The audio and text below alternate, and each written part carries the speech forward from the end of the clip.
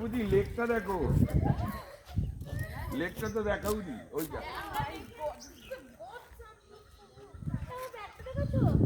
আমরা জাস্ট পৌঁছলাম, এখন বাজে ভোর 6টা। রাত্রেবেলায় ফুল নাইট জার্নি করে একদম প্রকৃতির মাঝখানে সবাই আম গাছে আম ভর্তি এই রিসোর্টটাতে থাকবো। পিছনে লেক, ইভিনিংয়ে সানসেট দেখা যাবে। লেকটা পুরোটা দেখাতে পারছি না।